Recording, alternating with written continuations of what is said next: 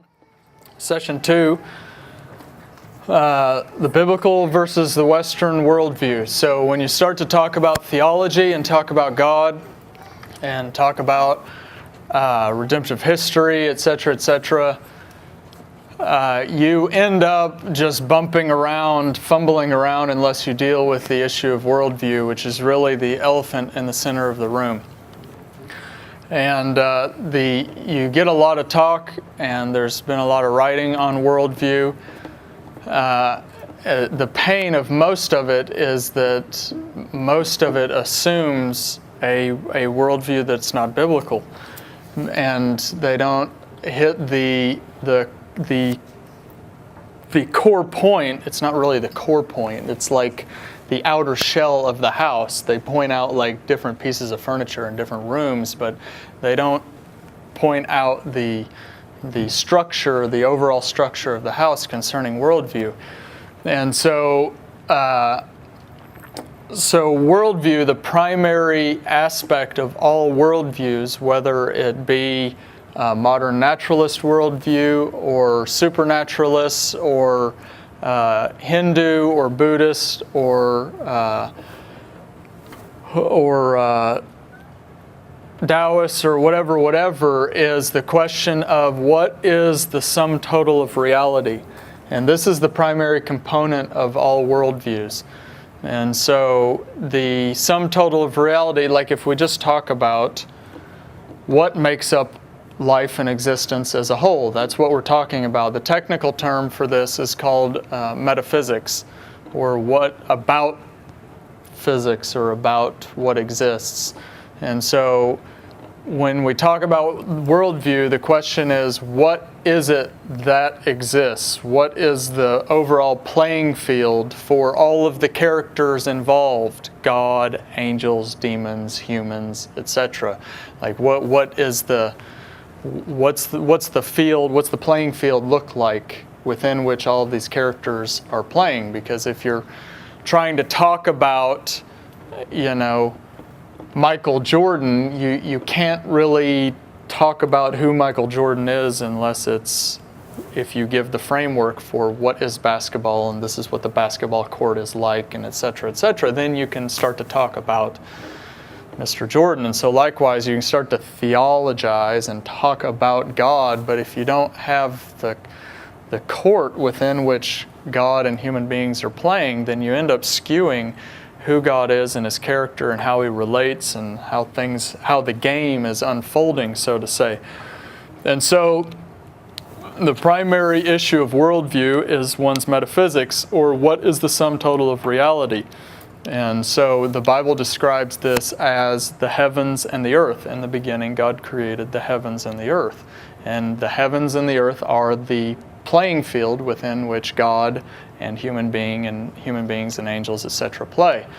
Within different worldviews, like Hinduism, the sum total of reality is Brahman, the kind of impersonal matrix of reality that everything is birthed out of and then dissolves back into and is reincarnated out of, etc. And that's kind of the assumption of Buddhism. Buddhism's kind of chameleon in its application, but originally. And then, like Taoism, is the Wanwu, or the 10,000 things, the conglomeration of the different things made up by the yin and the yang. And then within, like, naturalism, the sum total of reality is nature, is materiality, and then everything functions and plays out within nature. And then which we'll talk about later, the majority of the world is some sort of Platonic view of the sum total of reality as material and immaterial. We'll get to there in a second. So we'll present the biblical worldview within your structure of the house, so to say, or within the basketball court. You have, let's use a different one. It has a beginning and the end. I don't know, a track or a football field. So within a football field, you have kind of the beginning at the 0-yard line and the end at the other touchdown. And so You have the beginning of things and the end of things, and the technical terms for these are cosmogony and eschatology, the study of the genesis of the cosmos and the study of the end of all things. And all worldviews have an understanding of what all things are, how it was in the beginning, and how it will be in the end. And that can cycle, that can be stagnant, that can be up or down. The Christian worldview is like a big arrow from beginning creation to the end, the day of the Lord. And but they all have the same, and it's really, human beings create worldviews, whatever worldview they create that is not truth. Number one, they do it ultimately to avoid judgment. The human beings have perverted reality over the last 6,000 years to avoid judgment, so as not to really give an account for their lives or to lessen judgment. But they develop these worldviews and pervert truth, but it's always based on time, and therefore generally your understanding of how things are going to get fixed in the end is based on how things were in the beginning. Some worldviews aren't like that. You have, some New Age worldviews and stuff in which time isn't really taken as reality, but nobody really follows that because it just doesn't line up with how life is. And so I feel like I'm talking kind of theoretically where I can't lay out different worldviews and such, so I'm just not going to. I'm going to move on. So within that, your view of the beginning really defines your view of the end, and that defines your understanding of what salvation is, how things are going to get fixed, because these are the major questions of life. Who is God? How did things come about? What is the meaning of everything? Where is everything going? Who am I in relation to that? How do I relate to that, etc.? And so all worldviews ultimately try to answer these questions, and they create systems of thought by establishing this is how everything was in the beginning, this is where it's going, this is how it went wrong, and this is how it's going to get fixed. And they have various different ways of doing that. So, to start out, the biblical worldview, today we'll just deal with the metaphysics, or this session, we'll just deal with the metaphysics. What is the sum total of reality? What are the all things? And so, because the biblical worldview is that all of those things will be restored in the end, the restoration of all things as they were in the beginning. So, the biblical worldview, the heavens and the earth. In the beginning, God created the heavens and the earth. And I found the reason I make such a big deal about Genesis 1:1 is that I found that if you're trying to get clear on truth, you really can't do it unless you deal with Genesis 1:1. And so, there's various different theories about how what the Hebraic worldview was and how it was composed. And does anybody have a watch by chance? I'm disoriented. I need to know can I borrow that? Do you mind? Just so I know where I'm going. All right, so the heavens and the earth. The heavens are, the Bible describes as an expanse that God stretched out. And so it's an expanse amidst the waters. Genesis 1, in the beginning God created the heavens. The heavens are always plural in the Old Testament, except for 6 times, which we'll get to those. But it's always plural. So there's more than one heavens, and so you get, strangely, throughout the Old Testament, you get arbitrary translations of translating it in the singular versus the plural. So God created the heavens and the earth. The earth was without form and void. Darkness was over the face of the deep, and the Spirit of God was hovering over the face of the waters. And God said, so then God says, let there be light in the midst of the waters. which the Spirit is hovering over. And God said, let there be an expanse in the midst of the waters, a rakia, and let it separate the waters from the waters. God made the expanse and separated the waters that were under the expanse from the waters that were above the expanse. And it was so, and God called the expanse the heavens, plural. And so generally historically how people have interpreted this framework is a poor translation of the Hebrew word for expanse into the Latin firmamentum. And because the idea of I won't go into why it got translated that way, but I put a picture on the front page there of this is kind of generally how scholars have interpreted the Hebraic worldview, that it's this flat earth with a dome, a solid dome firmament that has kind of the images of the sun and the moon and the stars that kind of rotate across it. And then there's waters above the expanse from the waters below the firmament or the expanse, and then God exists above those waters, which is clearly not how the scripture portrays it. But this is generally how, and it's usually done in a fairly condescending way, that it was kind of a primitive worldview, a primitive way of viewing reality. So if you flip over to page 2, that expanse, or the heavens, are stretched. And so, thus says the Lord, the God who created the heavens, the Shamayim, and stretched them out, who spread out the earth and what comes from it, and gives breath to the people on it, spirit to those who walk in it. Psalm 104, bless the Lord, O my soul. You're clothed with splendor and majesty, covering yourself with light as a garment. If you read Psalm 104, it's clearly just a rehashing of redemptive history from Genesis 1:1 on. And so he says, you covered yourself with light as a garment on day 1, stretching out the heavens like a tent on day 2. And the idea of a tent is that you live within the tent. That's where you dwell. And so he lays the beams or the rafters of his chambers, and it's the upper chambers.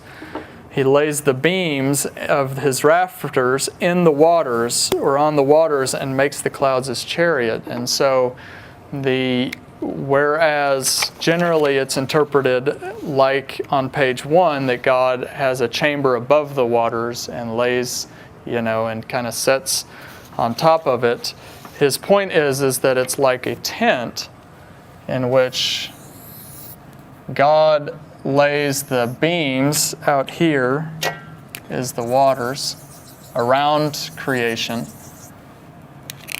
He creates the heavens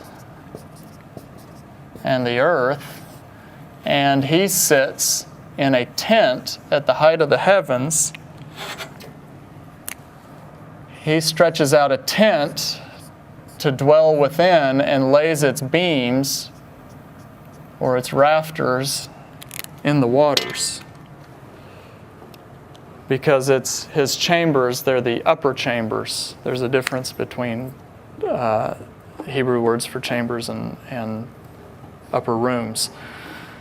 So Isaiah 40, do you not know? Have you not heard? Has it not been told to you from the beginning? So he's referencing creation. Have you not understood since the earth was founded?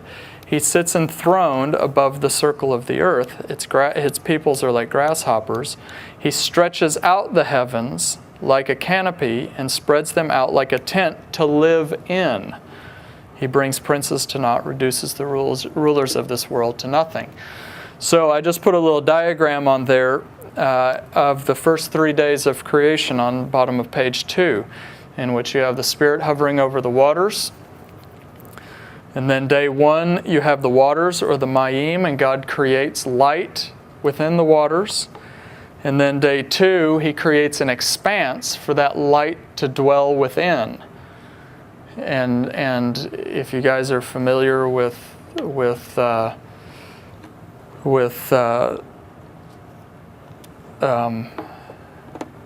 astrophysics and Einstein and theory of light and such, that was the big revelation that astrophysics was different from Newtonian physics, because Newtonian physics, gravity was just kind of this, mythical force that attracted things, and light just kind of traveled through space, through nothing. And Einstein said, no, that you have this kind of time-space continuum, this kind of fabric that light travels through and across, and things that have mass and density bend that time-space continuum, and then things kind of fall into that depression in that continuum. And so God created an expanse for light to dwell within and things to function within. I don't understand it, but this is how the nature of it is. And then he took that expanse and he stretched it out, and then he stretched it out and set up upper chambers in the height of the heavens to rule over creation. And so the main point of this is that God dwells within creation. This is very important, because how we view God and how we view God relating to human beings is one way. If God, sits on a throne, a big seat right over the top of the basketball court, and people are playing below it. It's very different if God sits in a chair, a block away outside of the stadium. You know what I mean? And the way the game is played and how God interacts with the people involved is very different. How you view where God is, and therefore how he relates to people. I mean, it's one way, and it doesn't diminish his sovereignty or his rulership over creation at all. He's still transcendent of it. He still has all power over it. He still created it. He just dwells in it. I mean, just because I dwell within my house does not mean my house dominates me and rules over me. You know what I mean? It means I dwell within my house, and I am the leader of my house, and I relate to my kids, and if I'm never in my house, if I'm always off traveling away somewhere, it communicates a very different thing to my kids than if I am centered in my home and establishing justice and righteousness and loving them in the midst of that. Okay, so the only other point I wanted to make was just that the Hebrew wordplay, because the heavens are the shamayim, and they're created in the midst of the waters, which is the mayim. And so that's the Hebrew wordplay on it, that God creates an expanse, or rakia, within the mayim, and calls that expanse the shamayim. And he stretches that thing out. And so, again, I just present that to you, that this is the biblical worldview. This is kind of the field that all the players are playing on. And I don't understand it. I call it the fishbowl conundrum, because if you're a fish in a fishbowl and you're trying to figure out your fishbowl, the sum total of reality that you're swimming around in, is very difficult when you're inside of it. And the worst thing you can do is define your fishbowl by your own perception of it. That's the worst thing you can do. And it's one thing if if the water is perfectly clean and clear, and you are, a amazing fish with perfect sight. It's another thing when you're a dying, mostly blind fish in scuzzy green water, and you're trying to figure out what your fishbowl is like. And this is the reality of the human condition, that we peer off into the heavens and we're trying to define our reality and what existence is like, and we're dying and mostly blind and can't see we can't see anything beyond the speed of light, which is a lot of reality, and most of what we can see, we can't interpret hardly at all rightly, because we're so dull of heart and fuzzy of mind and confused most of the time. So my point is not that I understand what I just said perfectly, but I just want to present that this is me being the mostly blind confused fish in scuzzy green waters. I just want to judge my fishbowl by how the Scriptures describe the fishbowl.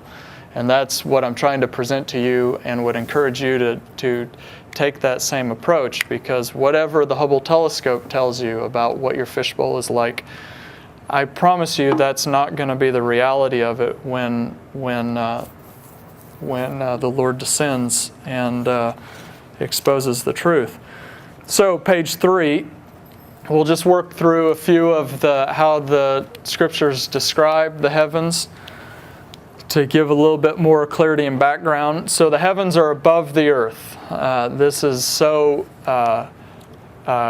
clearly and simple, but this is important, that the heavens are positional above the earth below.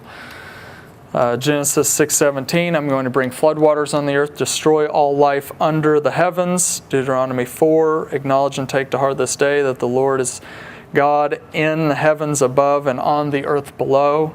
And again, every time except 6 times, which we'll get to in the Old Testament, it's clearly in the plural. And it's arbitrary to translate it in the singular. So as soon as Solomon finished his prayer, fire came down from the heavens and consumed the burnt offering. Isaiah 44, sing for joy, O heavens, for the Lord has done this. Shout aloud, O earth beneath. Acts 1, 9 and 10, when he said this, when he had said these things as they were looking on, he was lifted up, Jesus, in reference to the ascension. And a cloud took him out of their sight. While they were gazing into heaven as he went, behold, 2 men stood by them in white robes and said, this Jesus who is taken up from you into heaven will come down in the same way. And so this wasn't strange to them. This wasn't... Jesus was simply taken up, and in the same way, he'll come back down. The same way Elijah was taken up, he too will come back down in Enoch, and this isn't a strange experience like Paul had in 2 Corinthians 12, where he was taken up to the third heavens. And I don't know how many heavens there are. There are clearly at least 3, because Paul describes a third one. And in Jewish tradition, there's references to 7 heavens, but I don't know about that, because none of that ever got canonized. So, but clearly there's at least 3. If there's a third, there has to be a second and a first. So that's just why I put 3 H's there. Okay, D, the physicality of the heavens, or the substantiality of the heavens. So the heavens are concrete, substantial, physical.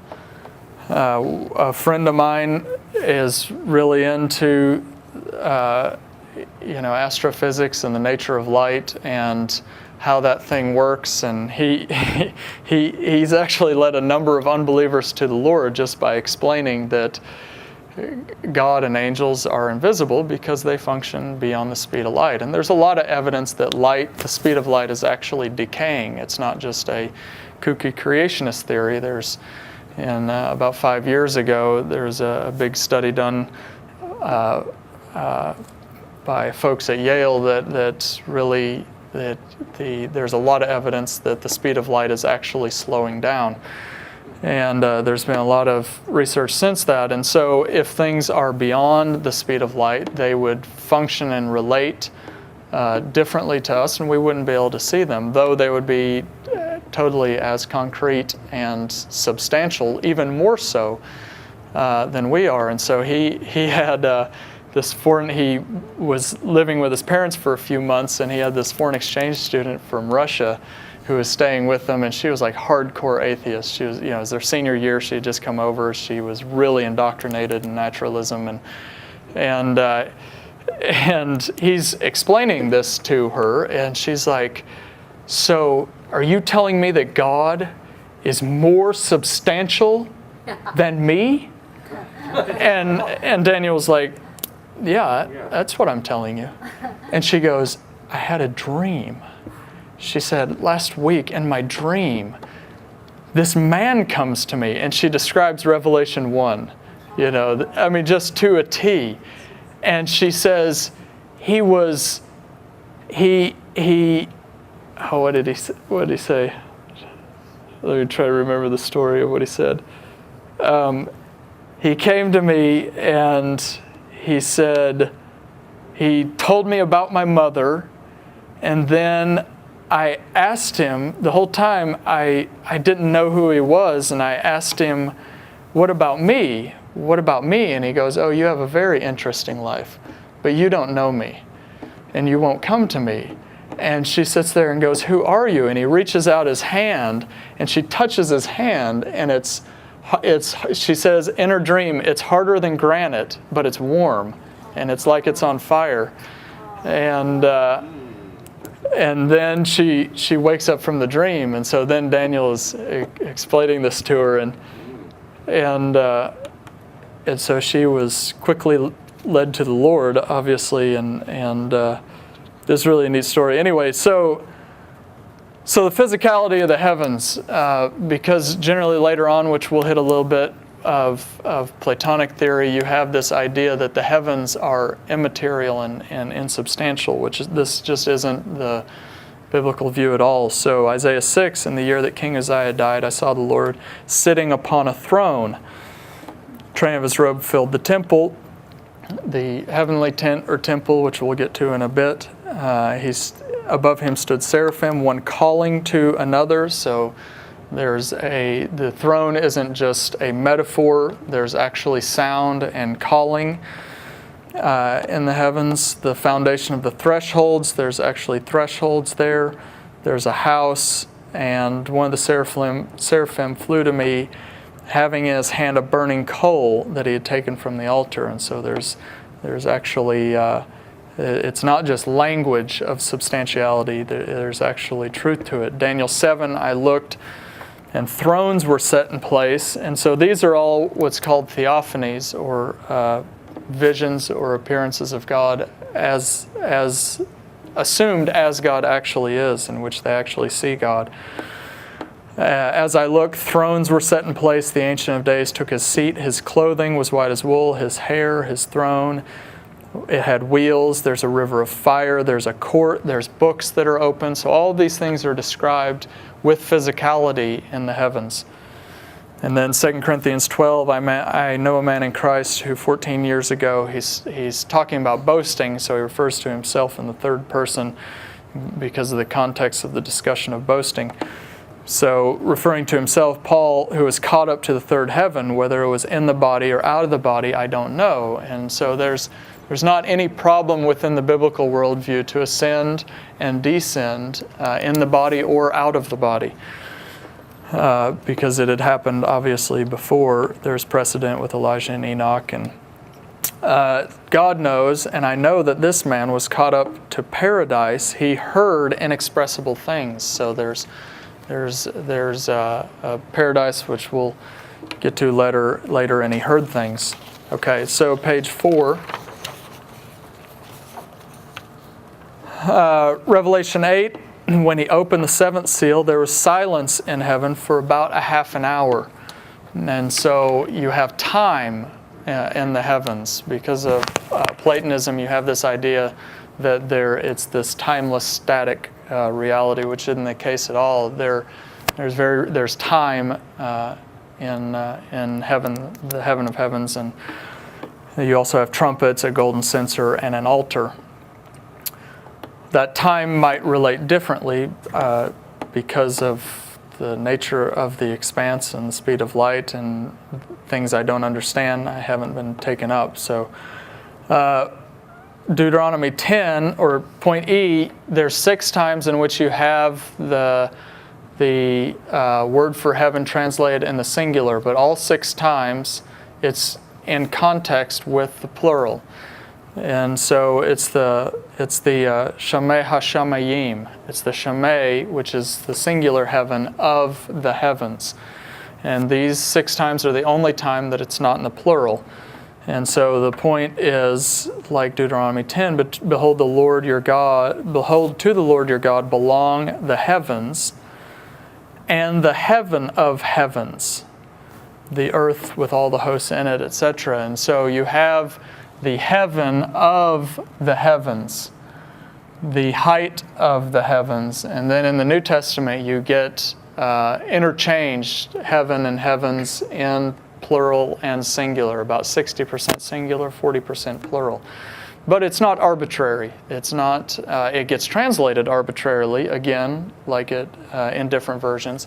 But it's not arbitrary. But when they're referring to your like the Lord's Prayer, in the Greek it goes, "Our Father who art in the heavens." It's in the plural. Your kingdom come, your will be done on earth as it is in heaven in the singular. And so it's not arbitrary that they do the plural and singular that way. He's enthroned in the height of the heavens. Your will be done with the day of the Lord and the age to come on earth as it is done in heaven, the heaven of heavens. Okay? And so this language is developed out of a worldview of this is the sum total of reality. This is what reality is composed of, the heavens and the earth. God sits enthroned at the height of the heavens, ruling over the earth beneath. Again, I don't understand it perfectly, but this is how I read it. So, point F, there's also a temple in the heavens. And so the Lord is in his holy temple. The Lord's throne is in the heavens. His eyes see, his eyelids test the children of man. Micah 1, "Hear, O peoples, all of you, listen, O earth, all who are in it, that the sovereign Lord may witness against you, the Lord from his holy temple. Look, the Lord's coming from his dwelling place, his temple. He comes down and treads the high places of the earth." A vision of the day of the Lord.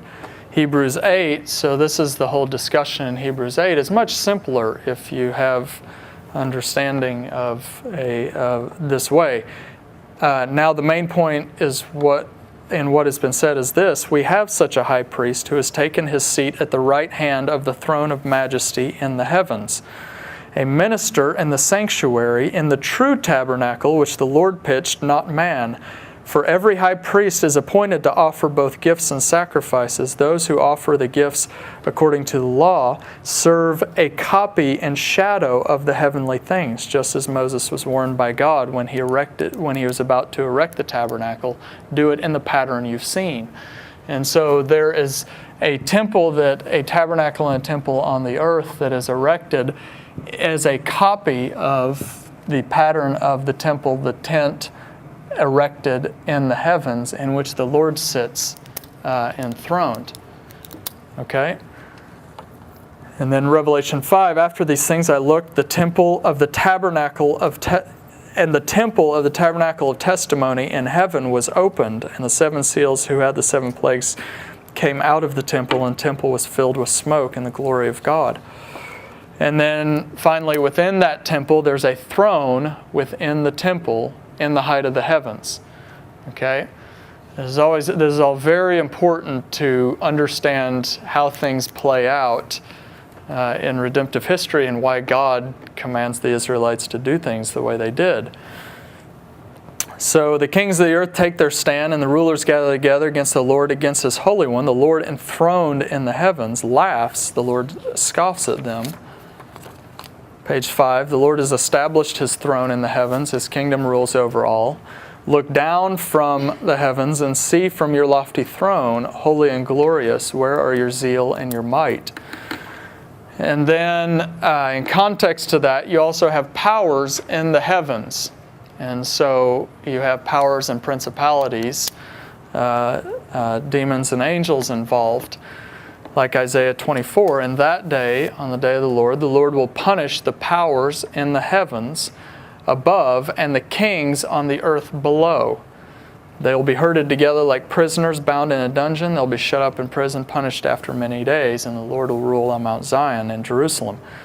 Ephesians 6, "Put on the whole armor of God that you may be able to stand against the schemes of the devil, for we do not wrestle against flesh and blood." We don't wrestle against the powers and rulers on the earth who commit injustice, against the rulers, against the authorities, against the cosmic powers over this present darkness, against the spiritual forces of evil in the heavenly places. And so there's this idea that there are powers in the heavens that drive the powers on the earth. There's kings in the heavens that drive the kings on the earth, so to say.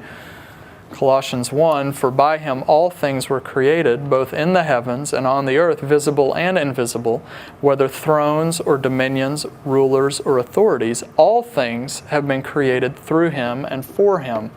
And so the things aren't necessarily the heavens and the earth themselves that Paul's talking about, that all things were created in and through him. The things are referencing the powers and the principalities in the heavens and on the earth that were created by him and for him, of which he has dominion over.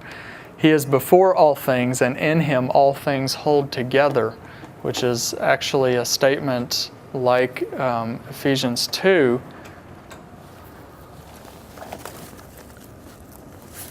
All right. So he's basically mimicking the same thing that he says in Ephesians 2, where he says, I pray that the eyes of your heart might be enlightened in order that you may know the hope to which he's called you, his glorious inheritance, like the working when Jesus is raised from the dead. That's our destiny.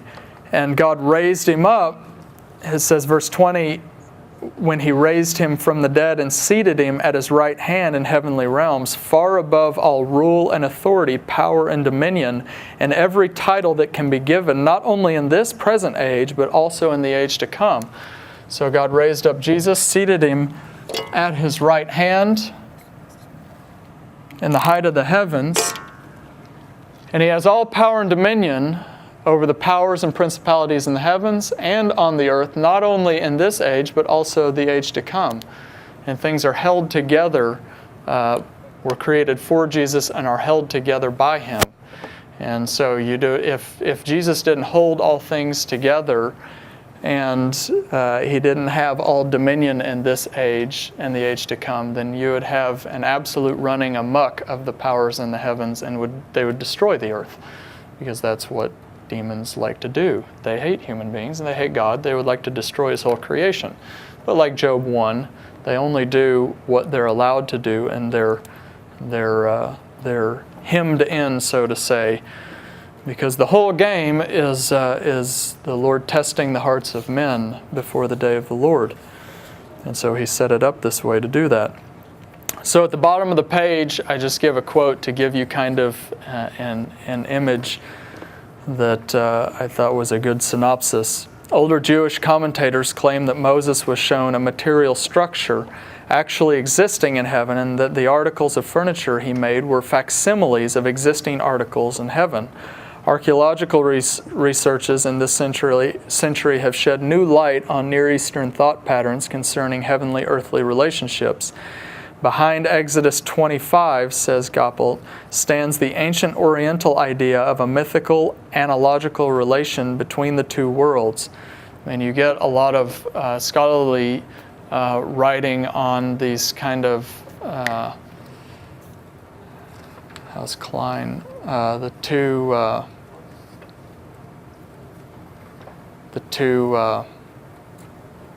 lost it. You get this kind of idea of a two-stage view of reality, which is still fairly Platonic, because it's not just two stages. There's no clear distinction between the first heavens. There's no clear distinction between the face of the heavens, which is what the panin, which is what the birds fly across, and the heavens in which the moon and the star and the sun are within, and then the heavens in which the demons dwell, and then the heavens in which God dwells. There's no hard distinction between any of these heavens. There's a smoothness to them in which the Lord looks down from his lofty throne upon the earth, and the earth and its men are like grasshoppers. Again, I'm not sure how that plays out, but this is how it's described.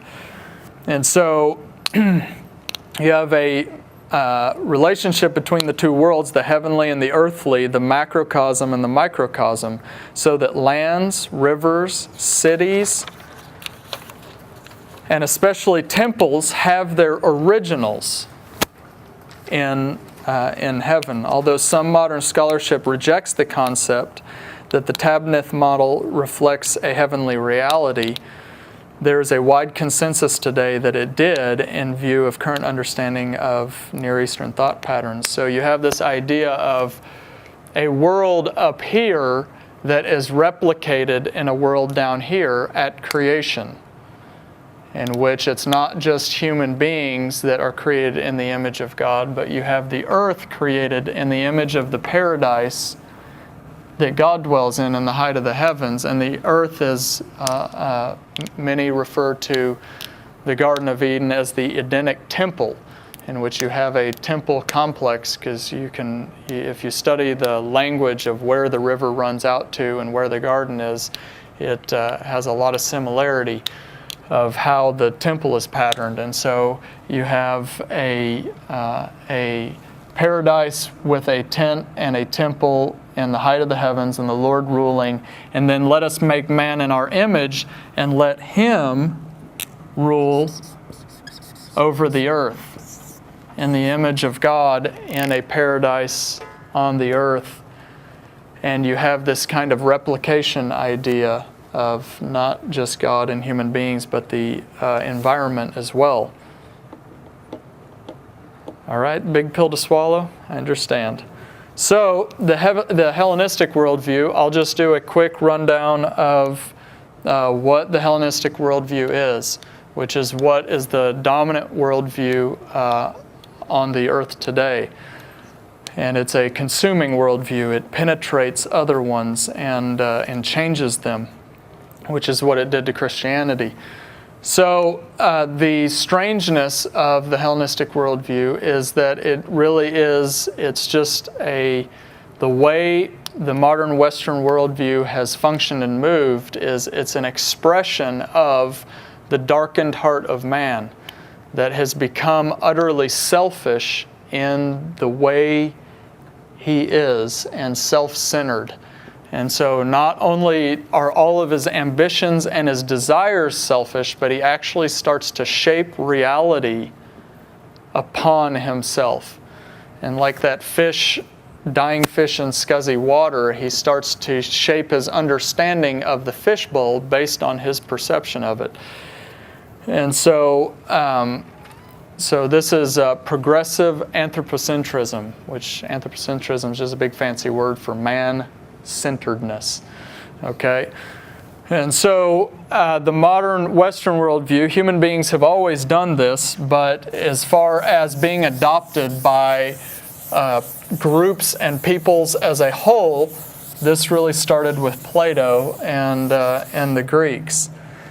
And again, Hebrew thought versus Greek thought isn't just a bunch of particulars on sacred versus secular and these different kind of products of the two different worldviews. The core of the worldviews is how they interpret the sum total of reality. Okay, so Plato interpreted the sum total of reality as this immaterial reality of forms and ideals. And out of this immaterial reality comes a material reality of copies of those ideal forms. And everything is manifest out of that. So you have chairs, and in the immaterial reality, there's this ideal world of forms in which there's the ideal chair, and then all of the chairs in the material world are copies of those to different corrupt degrees. Some chairs are more ideal than other chairs, and very bad chairs are very corrupted copies of those things. And so Plato had a student. His name was Aristotle, and Aristotle said, I love, the famous quote of Aristotle is, I love truth. No, he said, I love Plato, but I love truth even more.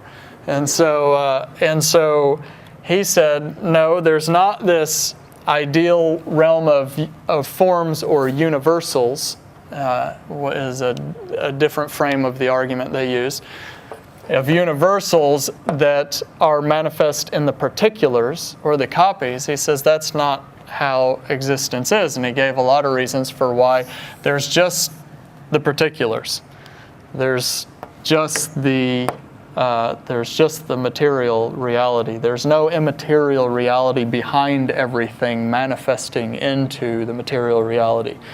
And so this became the continuum of argument of what is reality over the centuries between Plato and his student Aristotle. And Aristotle discipled a young man, Alexander, who the world, of course, calls the Great, and Alexander was so enthralled by his teacher. And of course, it wasn't just, Plato and Aristotle. This is a small amount of what all of their writing and teaching was on. But this was the framework for everything. And so, Alexander was primarily, fascinated with Aristotle's framework for teaching and learning, and his didactic approach, and of observation and deduction, etc. But everything was viewed out of that worldview. He was convinced that it was the salvation of the earth, and Greek philosophy was the way the earth would be delivered from its savageness. And so he sought out to conquer the earth, to establish Greek philosophy across it. And in his 10 years of doing that, and from 333 to 323 BC or so, that ushered in what history calls the Hellenistic age. And with that movement, you have the argument between Plato and Aristotle really ushered into the whole world. And then when the Roman Empire came in to the equation, it really gave a context for that to spread like wildfire. So Christianity is born into that. Well, back up. He established a number of cities called Alexandria after himself. The main city was in northern Egypt, and that Alexandria became the hub of learning and philosophy and education and sophistication in the ancient world. And so Christianity then, there's a school in Alexandria in the late 2nd century, by Clement and Origen of Alexandria, that was designed expressly to integrate Christianity into Greek philosophy. And it was articulated this way, in which it really was, how can we accommodate Christianity and Greek philosophy? It wasn't like it just kind of happened this way. It was very intentional this way. And so when that happened, you had the Platonic school of thought was primarily adopted, and you had the visible things incorporated into materiality and the invisible things incorporated into immateriality and consolidated, so that you have one heaven and one earth, materiality and immateriality. And this is why you have the Western concept of heaven as this floaty, cloudy place of immateriality with no substantiality, and there's really no crossover between materiality and immateriality, and you have a real difficult time with God's sovereignty and rulership over, materiality, and like the old 80s movie or whatever, Ghost, where he tries to kick the can. It's really hard for immateriality to rule over materiality, because it just the two don't really connect. So this became the standard of the view of reality throughout, kind of canonized with the fall of the Roman Empire and the church inheriting the earth at that time.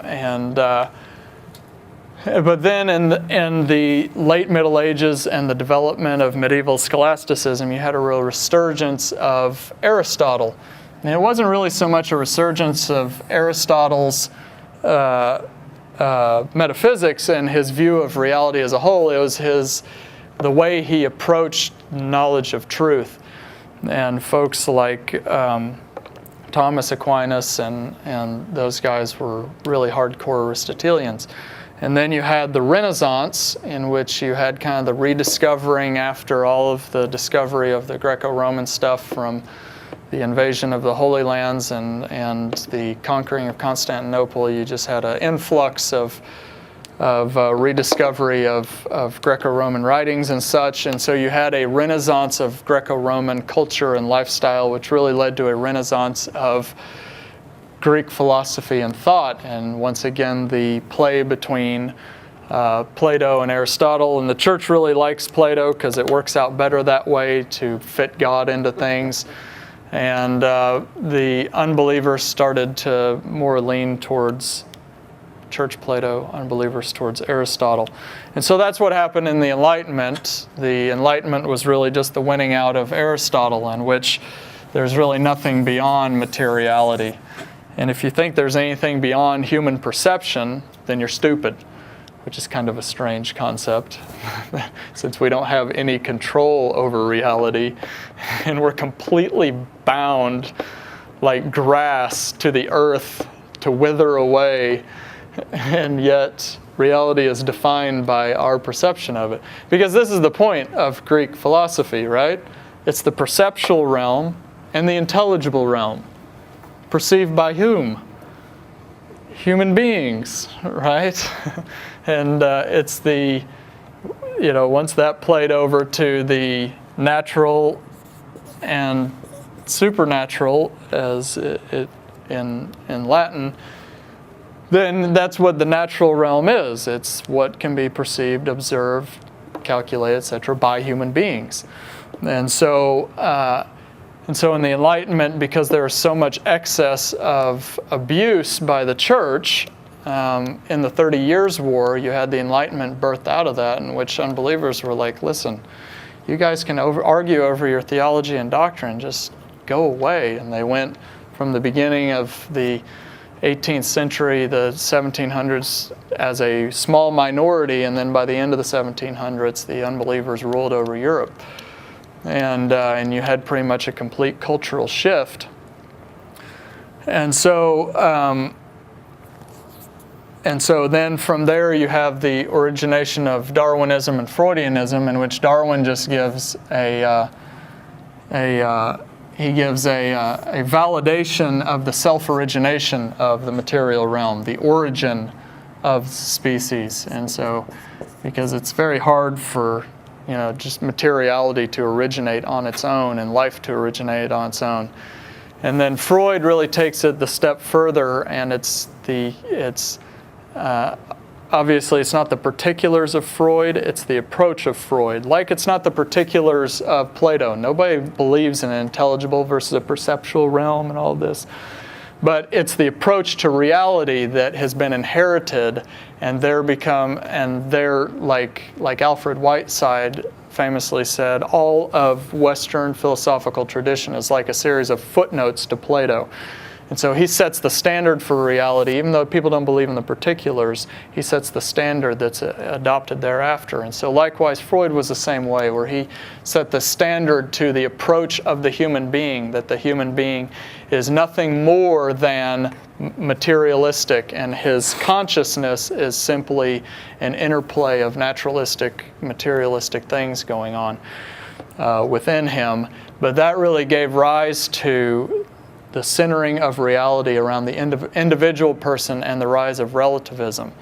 That everything is relative, not just to human perception as a whole, but human perception individually.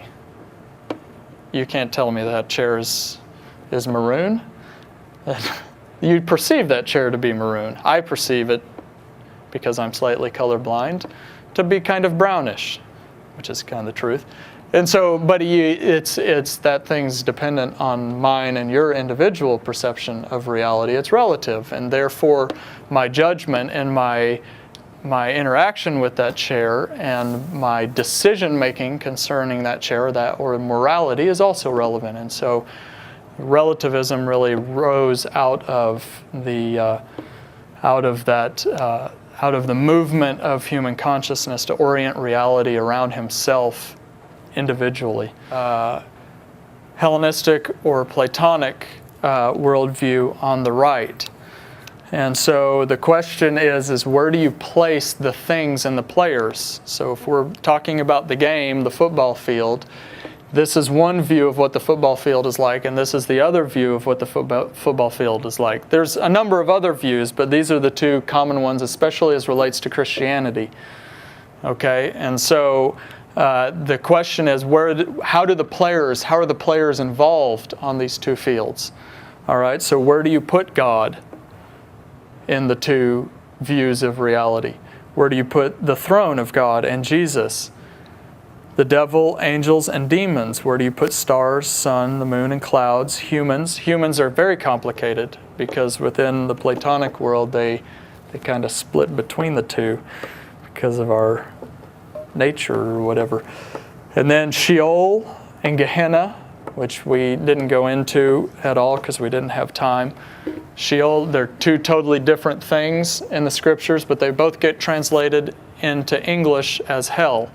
Okay, Sheol, or Hades, the Greek translation, is a holding place within the earth for the dead for the day of judgment. Not a very nice holding place, but it's a holding place. And then Gehenna is a place on the earth after the day of the Lord. It's always eschatological. It's never, ever, ever present. And so the two are different. And so where do you place those two things within the two worldviews? Okay, and then Eden, the tree of life, and paradise. So I want to separate those two things out for you, and I just want to challenge you that the Bible never describes reality as material versus immaterial, and never uses the language as natural versus supernatural. It translates a couple words, physis and physikos, which is where we get the English words for physical, as natural sometimes. But that's always relating to the inherent nature of a thing, the physicality of the thing, the nature of something. Natural man or natural wisdom. It's not referring to the metaphysics of reality as a whole.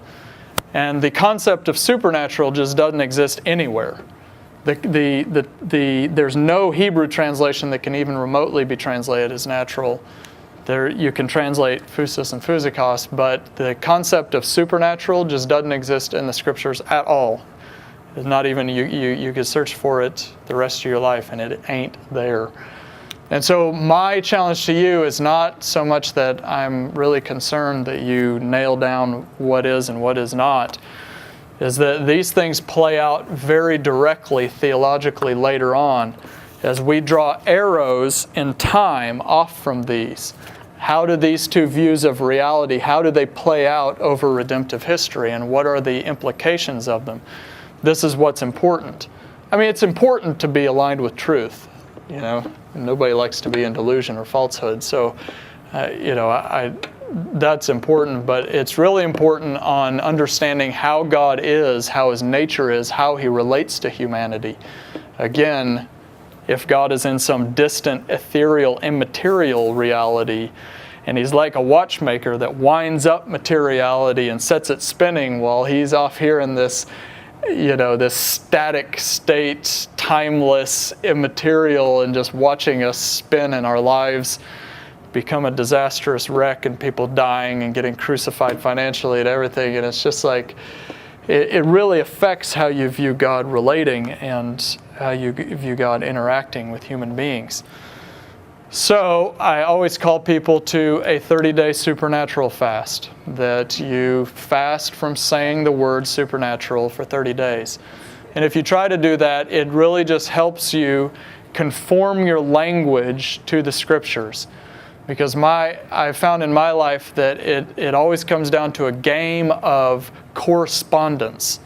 And I always judge if I am speaking the truth, if it actually corresponds to the language and I'm inside the passage. If I'm inside the scripture and I'm speaking the same language and I'm understanding the same thing, and when I comment on it and when I speak about it, I'm talking around the same language.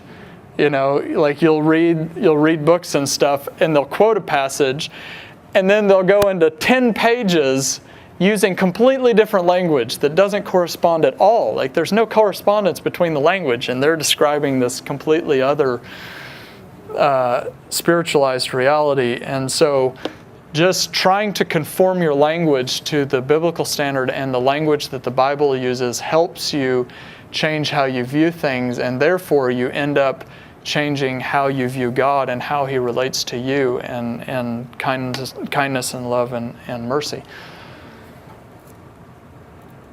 All right. Very well, let's pray. Lord, we just ask you for truth in the inward parts and truth in the mind, that you would conform our mind and our understanding not to the pattern of the world, which will vanish and disappear, which changes its understanding about life.